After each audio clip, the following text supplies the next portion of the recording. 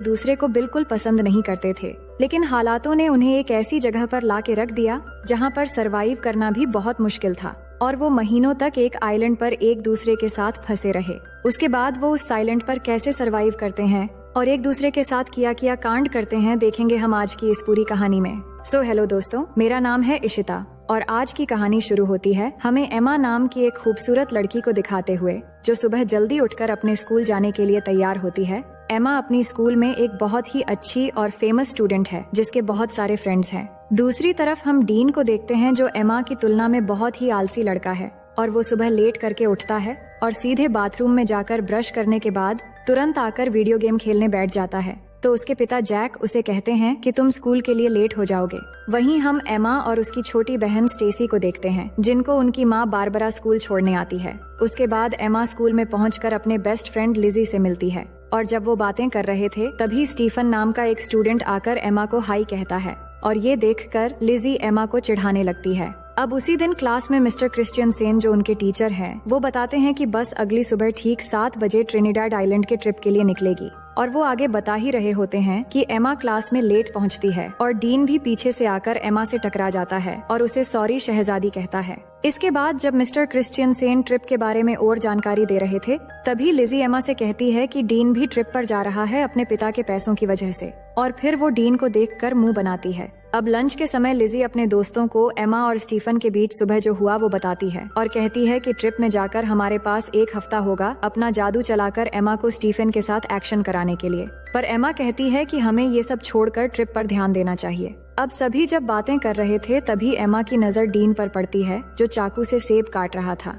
अब थोड़ी देर में मिस कोलियर जो एक टीचर है वो डीन के पास आकर उसे स्कूल में चाकू लेकर आने के लिए डांटती है और फिर उसे प्रिंसिपल के ऑफिस में ले जाती है। फिर लिजी अपने दोस्तों से कहती है कि एमा को डीन जैसे लड़कों के साथ नहीं रहना चाहिए जब स्कूल का एक हॉट लड़का एमा को पसंद करता है। अब अगले दिन सुबह एमा तैयार होती है ट्रिप के लिए और अपने माँ बारबरा और पिता फिल को थैंक यू कहती है उसे ट्रिप पर जाने देने के लिए। दूसरी तरफ डीन ट्रिप पर नहीं जाना चाहता तो उसके पिता जैक उसे कहते हैं कि उसके स्कूल के नियम को तोड़ने के बाद भी उन्होंने कितनी मेहनत की उसे ट्रिप पर जगह दिलाने के लिए, जिसके बाद वो जाने के लिए मान जाता है। अब आगे हम देखते हैं कि मिस्टर क्रिश्चियन सेन सबको बस में चढ़ने के लिए कहते हैं। अब बस में चढ़ते वक्त स्टीफन एमा से पूछता है कि कैसी हो एमा, जिससे लिजी एमा को फिर से चिढ़ाती है पर एमा उस पे ध्यान नहीं देती। अब कुछ समय के अंदर वो ट्रिनिडाड आइलैंड पहुंच जाते हैं और बस से उतरते समय मिस कोलियर सबसे कहती है कि सब कुछ देर पूल में एंजॉय कर सकते हैं पर डिनर से पहले सबको आ जाना है और अगले दिन से प्रोग्राम शुरू करेंगे।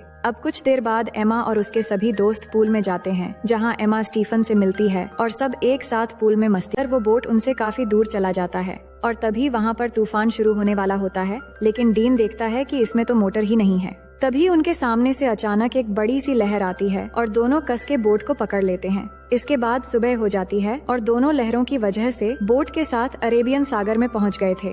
डीन का फोन भीग चुका था तो वो एमा को उसका फोन देने को कहता है पर एमा के फोन में नेटवर्क नहीं आ रहा था। फिर एमा डीन से कहती है कि हमें पार्टी बोट का पीछा करना चाहिए था तो डीन कहता है कि चिंता मत करो, कोई न कोई हमें लेने आ जाएगा। वो बात ही कर रहे थे तभी अचानक एमा को थोड़ी दूरी पर एक आइलैंड नजर आती है, जिसके बाद डीन बोट को उस आइलैंड की तरफ ले जाने लगता है और बहुत मुश्किलों के बाद दोनों उस आइलैंड पर पहुंच जाते हैं और वहां पहुंच के एमा फिर से फोन के नेटवर्क को देखती है पर वहां भी कोई नेटवर्क नहीं मिलता। फिर डीन को उस बोट पे एक फ्लेयर गन मिलती है तो वो उसे ले लेता है और फिर दोनों आगे बढ़ने लगते हैं इस उम्मीद में कि आगे जाने पर उन्हें कोई मदद मिल जाएगा। दूसरी तरफ होटल में पिछले रात की पार्टी की वजह से मिस्टर क्रिश्चियन सेन ट्रिप को कैंसिल कर देते हैं। तभी लिजी मिस कोलियर से कहती हैं कि एमा, लेकिन डीन बिल्कुल अकेला बैल्कनी से ये सब देख रहा होता है।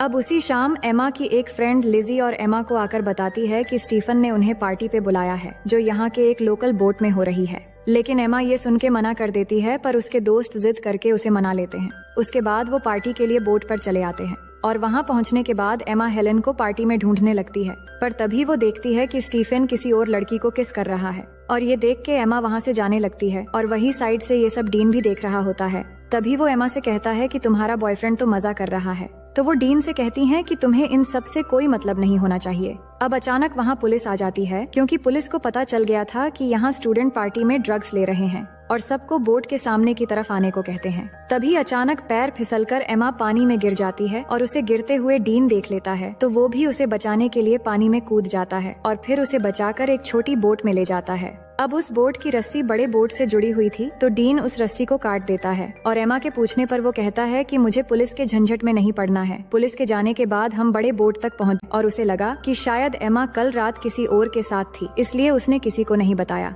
और वो बताती है कि उसने एमा को आखिरी बार पार्टी बोट पर देखा था। इसके बाद मिस्टर क्रिश्चियनसेन सबकी अटेंडेंस लेते हैं, तो उन्हें पता चलता है कि डीन भी यहाँ मौजूद नहीं है। अब इससे इनको पता चल जाता है कि डीन और एमा दोनों ग्रुप से मिसिंग हैं। उसके बाद पुलिस आकर एमा के दोस्तों से पूछताछ करते हैं, तो मिस कोलियर पुलिस से पूछती है कि क्या उन्हें ढूंढने का कोई तरीका है। तो पुलिस कहते हैं कि ऐसे केस अक्सर होते रहते हैं, शायद वो खुद से ही वापस आ जाए, लेकिन अगर वो समुद्र में कहीं फंस गए हो तो दोनों को ढूंढना थोड़ा मुश्किल हो सकता है। और ये बात जब डीन के पिता को पता लगता है कि उनका बेटा खो गया है, तो ये सुनकर वो तुरंत स्कूल जाते हैं और वहाँ एमा की माँ बारबरा से मिलते हैं। और उसी समय फिल भी वहाँ आ जाता है और यहाँ सब परेशान होकर प्रिंसिपल से दोनों बच्चों के खोने के बारे में पूछने लगते हैं, पर प्रिंसिपल ठीक से कोई जवाब नहीं दे पाते, जिसके बाद वो तीनों वहाँ से चले जाते हैं। वहीं एमा और डीन आगे बढ़ रहे थे और कुछ दूर चलने के बाद उन्हें जंगल के अंदर एक खूबसूरत वाटरफॉल दिखाई देता है। डीन को ये बहुत